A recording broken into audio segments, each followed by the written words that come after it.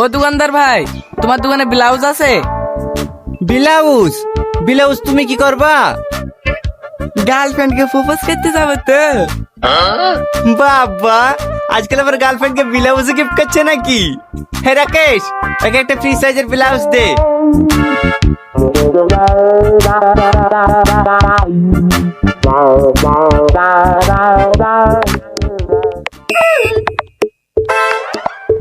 এটা কি?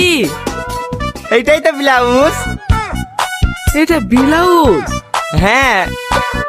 ঠিক আছে, ক টাকা দেবো? 120 টাকা।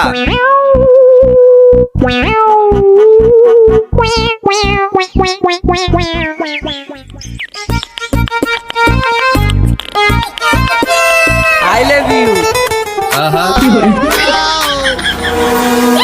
বাচ্চা, তোর মান সম্মান নাই বলে আমার মান সম্মান নাই। জোকারের মতো পোশাক পরে আমাকে প্রপোজ করতে এসেছি? এই জানোয়ার, তুই ভাবলি কি করি যে তোর মতন বেকারের সাথে আমি প্রেম করব? তাহলে যেদিন যে বললা তুমি আমাকে ভালোবাসো, আরে ছোট লোকের বাচ্চা, সেদিন একটু তোর সাথে মজা করে লেগে ভালোবাসার অভিনয় করেছিনু। আর তুই এতটাই পাগলা, সব সত্যি ভেবে লিসি, নিজের অকাত একবার দেখবি নি। আমি সত্যি আমার অকারটা বলে গেছিলাম, পারলে আমাকে ক্ষমা করে দিও। তোমার অভিনয়টা এতটাই নিখুঁত ছিল, আমার একবারের জন্য মনে হয়নি জানো যে তুমি এত ভালো অভিনয় করতে পারো। আর আমার এই প্রজেক্টের কথা বলছো, আমারও পড়ার আগে বারবার মনে হচ্ছিল জানো যে আমি ভুল করছি, কিন্তু তোমার বান্ধবীরা বলেছিল এটা পড়ে প্রপোজ করলে নাকি তুমি অ্যাকসেপ্ট করবা। আর আমি তো তোমার প্রেমে পাগল, শুধু তোমার ভালো লাগার খারাপ লাগা ছাড়া আমার কোনো কিছুতেই যায় আসে না।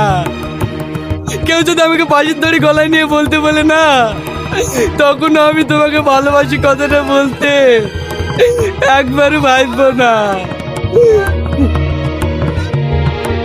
এই নাও, এই বুদ্ধিটা দেওয়ার জন্য তোমাকে অনেক অনেক ধন্যবাদ।